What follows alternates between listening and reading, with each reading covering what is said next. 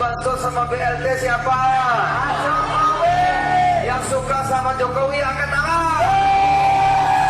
Jadi uang bansos adalah uang APBN, bukan punya seseorang. Kalau bersikeras itu pemberian Pak Jokowi, emang mau hutang negara jadi hutang pribadi? Bapak sama aja menjerumuskan Pak Jokowi. Berapa duit tuh bansos? Ntar kalau dibilang korupsi salah rakyat lagi. Assalamualaikum warahmatullahi wabarakatuh. Kembali lagi di channel Prayoga Muhammad. Gimana kabar kalian semua? Semoga baik-baik saja ya dan dilancarkan segala rizkinya. Dan tentunya sehat walafiat. Oke teman-teman semua, kita akan membahas lagi ya tentang dunia politik ini yang memang lagi panas-panasnya.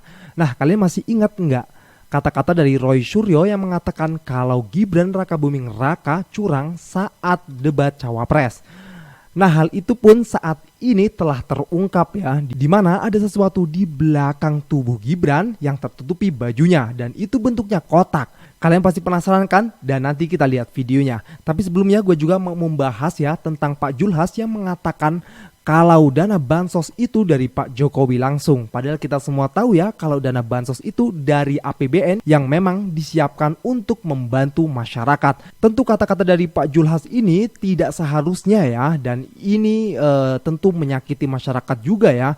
Bahwasanya kok dana bansos dipolitisi juga gitu. Yang sebelumnya Pak Julhas rame karena mempolitisi agama, sekarang malah justru dana bansos pun dibegitukan. Nanti kita bahas ya, dan ada komentar dari para netizen juga, dari para pengamat politik juga. Oke, langsung saja kita lihat ya videonya. Gibran, keren banget debatnya kemarin. Keren banget debatnya, jago banget, gue di luar dugaan nih. Temen saya dikasih. Kayak teman saya juga.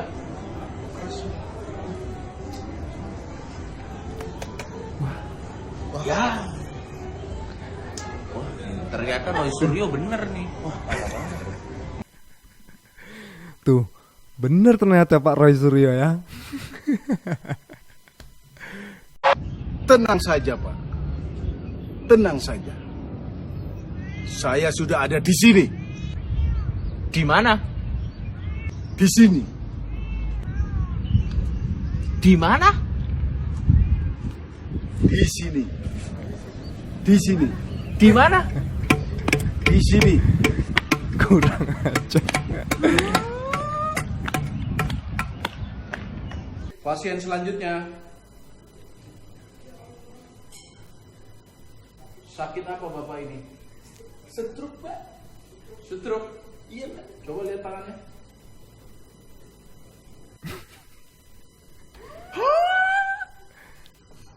Ini kalau begini tangannya ini pasti kamu banyak omong orangnya.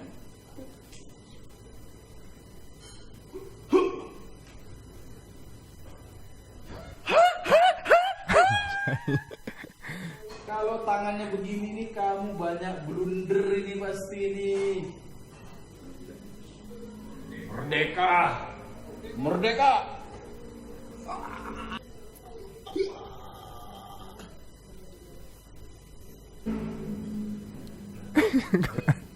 Kalau ini pasti menang.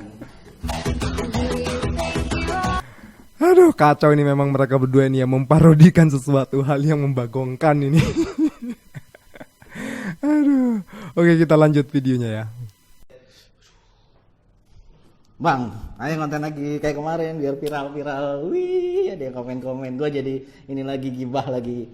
Aduh, takut sekarang gue bro, bener deh. Takut gue ngonten. Gih, ini kan negara demokrasi. Santai aja kali. Ayo, ayo. Jadi, ayo udah. Coba lu lihat tuh. Apa? Para media, hati-hati. Kami mencatat kelakuan-kelakuanmu satu-satu. Wah, itu mah media, santai aja. Ayo, coba lihat lagi itu. Akun yang melakukan ujaran kebencian, IP address-nya bisa di-trace sampai ke titik lokasi by name, by address rumahnya. Kita bisa dicari. Gak usah pakai. Iya teman-teman semua ya, itu kan yang ujaran pembencian ya. Memang kita juga nggak boleh lah membuat sesuatu yang yang akhirnya membuat orang lain benci. Tapi kalau kita mengungkap fakta, ya nggak apa-apa juga dong. Namanya negara demokrasi. Kalau ada kesalahan dan rakyat mengungkap, ya no problem, nggak apa-apa, itu wajar-wajar saja. Karena dengan itu juga nantinya pemerintah akan bisa menjadi lebih baik lagi. Nah oke teman-teman semua, sekarang kita beralih topik ya, dimana ini Pak Julhas yang telah mempolitisi dana bansos. Coba kita lihat videonya. Bansos sama BLT siapa? Jokowi. Yang suka sama Jokowi angkat tangan. Zulhas yang membocorkan mengenai bansos yang diprivatisasi seolah-olah bansos ini miliknya Presiden Jokowi. Nah itu nggak sopan. Jadi bansos itu bukan miliknya Presiden Jokowi tapi milik rakyat Indonesia melalui anggaran pendapatan dan belanja negara, bukan anggaran dan pendapatan belanja nenek moyang lo ya, bukan. Jadi kita mengkoreksi pernyataan Pak Zul bahwa itu uang presiden, bukan. Itu uang hasil pembicaraan pemerintah dengan DPR. Jadi uang bansos adalah uang APBN, bukan punya seseorang. Gus Imin menanggapi pernyataan Ketum PAN Zulkifli Hasan yang mengatakan uang bansos berasal dari uang Jokowi. Yang kasih bansos sama BLT siapa? DPR juga merespon pernyataan salah tersebut dan berencana memanggil Menteri Perdagangan akibat perbuatannya mempolitisasi bansos. Bansos diakuisisi pemberian Pak Jokowi oleh Zulhas. Itu kan uang dari pajak rakyat dikembalikan pada rakyat berbentuk bansos. Kalau bersikeras itu pemberian Pak Jokowi, emang mau hutang negara jadi hutang pribadi? Sorry ya. Menanggapi pernyataan Pak Julhas mengenai bansos, bahwa bansos itu katanya Pak Jokowi yang memberikan. Salah Pak, hati-hati Pak. Itu kesepakatan pemerintah dan DPR. Itu uang APBN. Kalau Bapak menyatakan bahwa itu bantuan dari Pak Jokowi, Bapak sama aja menjerumuskan Pak Jokowi. Berapa duit tuh bansos? Ntar kalau dibilang korupsi salah rakyat lagi. Orang yang mengkritik bahwa itu korupsi salah lagi. Jangan asal ngomong Pak. Nanti terjebak dengan ucapan Bapak. Ya, Assalamualaikum. Ya benar sekali ya, kata Bang Oblak tadi ya, kalau itu Pak Julhas mengatakan dana bansos dari Pak Jokowi, tentu masyarakat boleh dong berpikir dari mana uang sebanyak itu Pak Jokowi dapat ya, dari mana. Dan ini bisa jadi juga masyarakat berpikir, wah jangan-jangan Pak Jokowi korupsi. Nah kan salah lagi itu. Memang benar nih kalau Pak DPR akhirnya memanggil Julhas ya siapa tahu dari sini nantinya Pak Julhas tidak lagi membuat keributan di masyarakat luas. Setelah kemarin ya, karena sholat yang dipolitisasi itu sehingga membuat ribut di masyarakat juga, dan sekarang justru bansos yang dipolitisi lagi. Nah tapi sebelumnya coba kita cari tahu dulu ya, kenapa dana BLT itu diluncurkan ke masyarakat, dibagian ke masyarakat itu karena apa sih? Coba kita lihat video ini.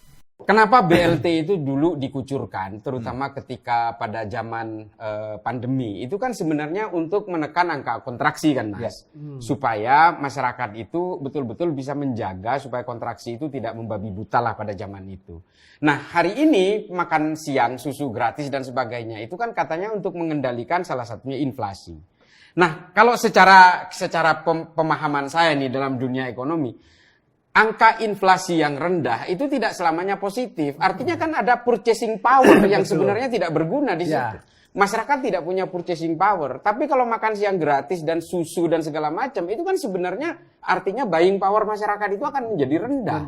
Dan ini tidak ada gunanya juga untuk mendongkrak nilai ekonomi kita. Ini harus diperhatikan juga. Dan menurut saya juga nih, makan siang gratis, pembagian susu gratis, ini kan sebenarnya sama saja seperti yang dilakukan oleh kalau tidak salah Venezuela ya. Venezuela di zaman Maduro, bukan Madura. Maduro itu dulu juga justru kesalahan terbesarnya adalah memberikan insentif-insentif seperti itu. Melakukan proses nasionalisasi terhadap perusahaan-perusahaan yang dikuasai asing, lalu kemudian ada insentif-insentif makanan kepada masyarakat. Ketika dia mengalami benturan-benturan ekonomi yang sedemikian besar, akhirnya negaranya tidak berdaya. Dia tidak punya cadangan devisa, tidak punya cadangan APBN, kurang lebih seperti itu, hingga akhirnya negara itu menjadi default. Nah ini yang tidak boleh terjadi. Ya artinya tinjauan besar secara ekonomi harus diperhitungkan. Belum kebocoran di pihak ketiga ya Mas.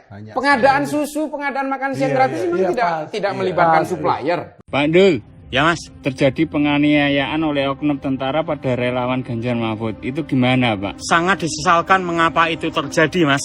Korban salah, pelaku salah. Hukum rakyat yang salah dengan hukum, bukan dengan hukuman yang melanggar hukum. Menganiaya siapapun dengan alasan apapun itu tidak bisa dibenarkan. Memberi efek jera itu bisa dengan berbagai cara, tidak harus dengan menganiaya. Untuk para relawan, kita sedang berjuang, bukan mencari lawan. Fokus pada tujuan, menangkan Ganjar Mahfud dengan menebar kebaikan.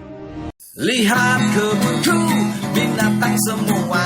Ada yang letoy dan ada yang gemoy. Setiap hari ku gebukin semua. Biarin mati, yang penting berkuasa. Ternyata niatnya hanya berkuasa untuk hidupi kredit macetnya.